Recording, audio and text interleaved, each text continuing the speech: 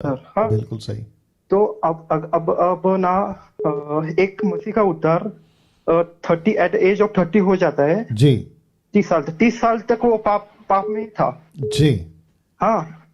अभी मेरा 27 एज है, मेरा उधर 27 में अब कंप्लीटली हो गया है। मेरे पापा जी। मम्मी का उधर एट एज ऑफ 50 में हो गया है। जी।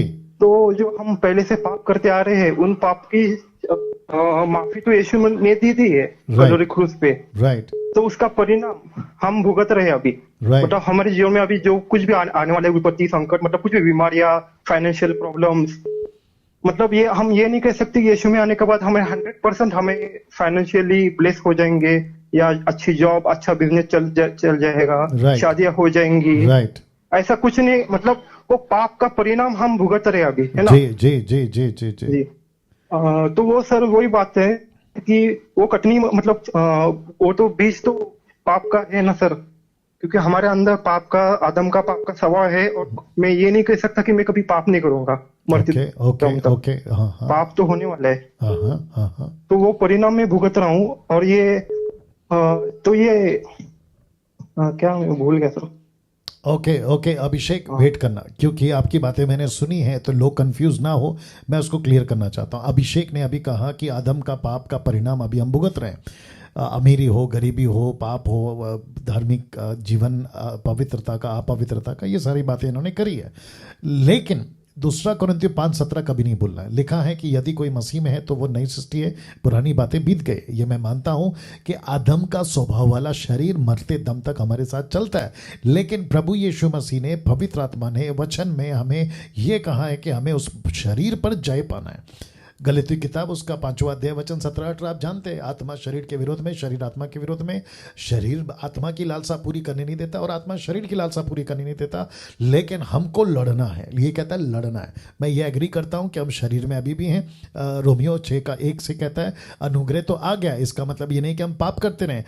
साथ ही साथ में बहुत सारी कॉन्सेप्ट्स हैं इसके ऊपर, अगर मैं बहुत ज़्यादा जाऊँगा तो बहुत टाइम चला जाएगा। लेकिन ये कहकर कि मैं अभी भी आदम का स्वभाव लेके चल रहा हूँ, शरीर लेके चल रहा हूँ, तो मैं पाप करता जाऊंगा, ये नहीं है। पाप आपके जीवन में आएगा, विचार आपके जीवन में आएंगे, स्वभाव आपका आएगा, लेकिन उस पर जय पाना। दूसरा कुरिन्थियों 10:5 आपको याद होना चाहिए कि हर एक ऊंची बात को खंडन करता हूं, विरोध करता हूं जो मसीह के पहचान के विरुद्ध में होती है। पहला यूहन्ना उसका 2 अध्याय, 3 अध्याय, 4 अध्याय यही कहता है कि हमें पाप पर विजय पाना है। ठीक है ना। तो ये ऐसा कॉन्सेप्ट है। गरीबी आएगी, नो प्रॉब्लम। अगर पैसे नहीं है, नो प्रॉब्लम। पौलुस कहता है, पहला तिमोथी उसका 6वां अध्याय वचन 7, 8, 9 से, वो कहता है कि जो है उसी में संतुष्ट रहो। लेकिन इसका मतलब ये नहीं है कि हम कभी भी गरीब ही रहेंगे, ऐसा भी नहीं है। अगर परमेश्वर ब्लेस करता है, प्रेज गॉड। नहीं करता है, प्रेज गॉड।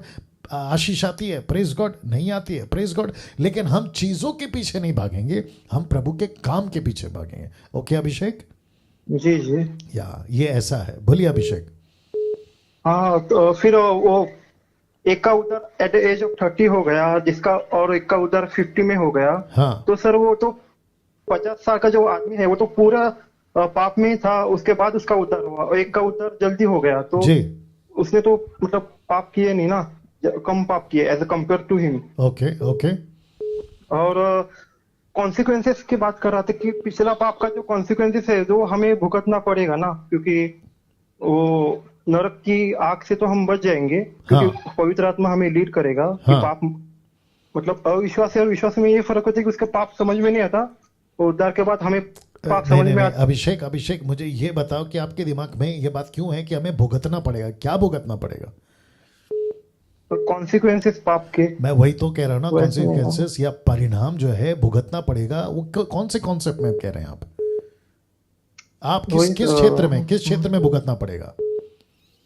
मैं सुना था एक संदेश यूट्यूब पे कि वो पास्टर बोल रहा था कि भुगतना तो पड़ेगा आपको, क्योंकि पाप किया है तो उसका परिणाम को भुगतना पड़ेगा। हाँ, पर पाप क्षमा हो चुके हैं। नहीं नहीं नहीं, मैं अभी भी नहीं समझ पा रहा हूँ और पब्लिक भी कंफ्यूज नहीं होना चाहिए। मैं वापस कह रहा हूँ, मुझे क्लियर करना है ये पॉइंट को। आपने कहा कि भुगतना पड़ेगा, तो क्या भुगतना पड़ेगा, मैं वो पूछ रहा हूँ। पाप का परिणाम, अरे पिछले भाई पाप का, पाप का परिणाम है ना, वो परिणाम क्या है जो भुगतना पड़ेगा? मतलब बीमारी आएगी, गरीबी आएगी, कर्जा बढ़े, क्या क्या है वो? मतलब कुछ भी सांसारिक चीजें जो उससे आदमी डर जाता है।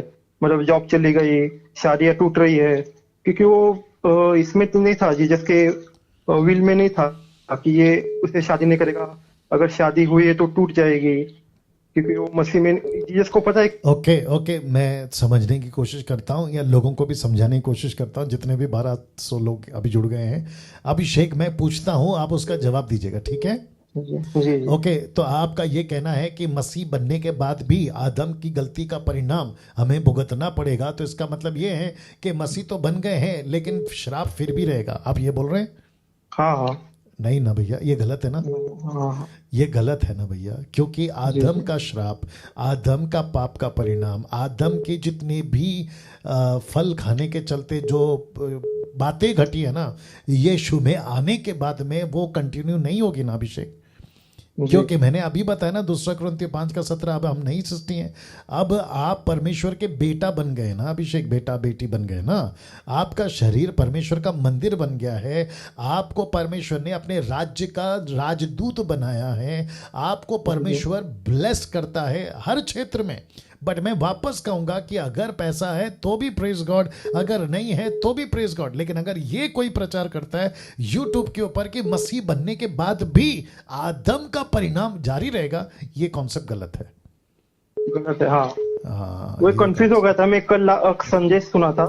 सुनो अभिषेक, आप जब किसी को भी सुनते हो ना यूट्यूब पे, तो देखो, मैं हमेशा कहता हूँ कि चावल पक गया है ना चूल्हे पे, आजकल तो सीटी बच जाती है, चावल पक गया, लेकिन 10-15 साल पहले जब चूल्हे पे चावल पकता था ना, ऊपर का 2 या 3 दाना ऐसा पीसने से मालूम पड़ता है कि पूरा चावल पक गया है।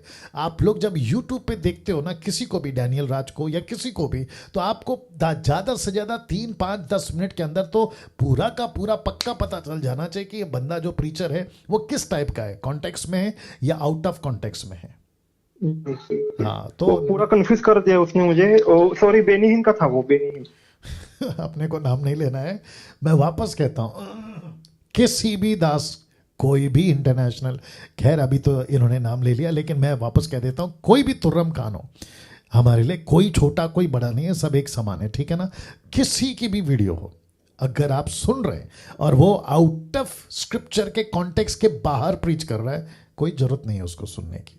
और मैं यहां से कहता हूं, इस टॉपिक पे जो अभी निकाला है, आप लोग 50 टॉपिक निकालिए, मैं 50 का जवाब दे दूंगा, वो बात अलग है प्रभु की सामर्थ से, लेकिन इस टॉपिक पे मैं कहना चाहता हूं, वो चाहे किसी ने भी कहा हो, जो अभी इन्होंने नाम लिया, उसके जैसे 50 और भी हो, मैं सबको कहना चाहता हूं कि आदम का बीज, आदम का स्वभाव, आदम का परिणाम, आदम की बातें, आदम का श्राप, आदम का पाप, दूसरे आदम यानी यीशु मसीह ने क्लियर कर दिया। अब हम श्राप के आदि नहीं हैं, अब हम पाप के आदि नहीं हैं, अब हम परमेश्वर की संतान हैं। लेकिन वापस कहता हूं, अगर गरीबी में हैं आप अभी भी, तो इसका मतलब ये नहीं है कि आप श्राप के अधीन हैं।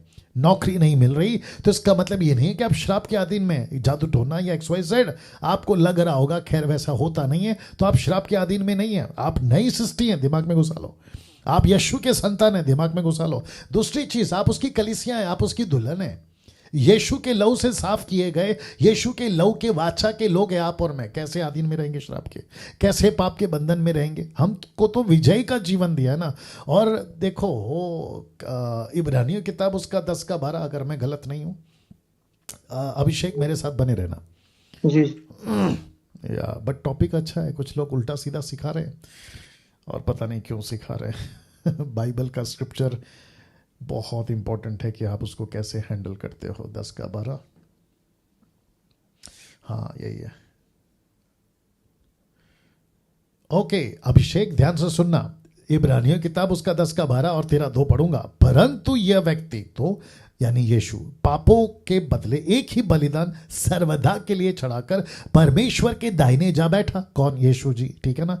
अब वचन 13 बहुत इंपॉर्टेंट है, लिखा है, और उसी समय से उसकी बाट जो रहा है, एक व्यक्ति बात कर रहा है कि उसकी बाट जो रहा है कि उसके बैरी उसके पांव के नीचे की पीढ़ी बने। किसके? और यीशु सिंहासन पर बैठा है, लेकिन उसका बैरी उसके पांव के नीचे। किसके पांव के नीचे? हम सभी जानते हैं कि लूसीफर यीशु के पांव के नीचे आ चुका है, लेकिन अभी बात किसकी हो रही है? किसके पांव के नीचे? यह बात हो रही है कलीसिया की, दुल्हन की। और हम कौन हैं? हम लोग प्लूरल नहीं है, हम लोग सिंगुलर है। हम यीशु की दुल्हन है, दुल्हनों नहीं बोला है ना, दुल्हन उसकी, उसके बैरी, उसके, किसके? कलीसिया के। अब मैं आपको इसका दूसरा रेफरेंस देता, रोमियो की किताब 16 का 20 देना, रोमन्स 16:20। मेरे साथ बने रहना अभिषेक, और जितने दर्शक हैं आपको भी ये बात समझनी होगी। बहुत कुछ ऐसा लिखा है, वापस कहता हूं, स्टडी के बाद ही पता चलता है, ठीक है ना? तो देखो क्या लिखा हुआ है, शांति का परमेश्वर शैतान को तुम्हारे पांव से शीघ्र को छुड़वा देगा। तो लिखा है इब्रानियों 10:13 में, बाट जो रहा है। रोमियो किताब में क्या लिखा है? बहुत जल्द को छुड़वा देगा। किसके? तुम्हारे। अब फिट हो गया? तो इसका मतलब है जब हम शैतान को और उसकी सारी हरकतों को अपने पांव तले मसलने वाले, रौंदने वाले, तो ये हम पर हावी होकर कैसे राज करेगा, और पुरानी बातें अभी तक कैसे लागू होगी? अभिषेक बताइए। जी जी। या सो तो यू एकदम से डिमोटिवेट कर दिया उसने, और वो एकदम रिकमेंडेशन में आ गया था यूट्यूब के। मैं सुनता नहीं उनको, अच्छा, और वो रिकमेंडेशन में आ गया तो यूट्यूब का मैं दबा दिया वो बटन। एकदम हाँ। कंफ्यूज हो गया सर, मैं पूरी रात सोच रहा था। नहीं नहीं नहीं नहीं नहीं नहीं नहीं। देखो, आप किसी की भी वीडियो देखकर कंफ्यूज नहीं होना है, और बिल्कुल छोटा, क्या बोलते हैं ना, दिल नहीं रखना है, बड़ा दिल रखना है। सुना, ओके ठीक है। अब दूसरा काम है वचन से कंपेयर करना, टैली करना, और कोई चीज अगर वचन से टैली नहीं होता है तो वो व्यक्ति गलत बात कर रहा है। जी जी। हाँ, ऐसा है। Okay, okay sir, thank you. और अभिषेक, आपको बोला था ना मैंने, मुझे कॉल करिए, ठीक है ना? कल कॉल करना दोपहर को 3 के बाद। ठीक है sir, okay. God bless you Abhishek.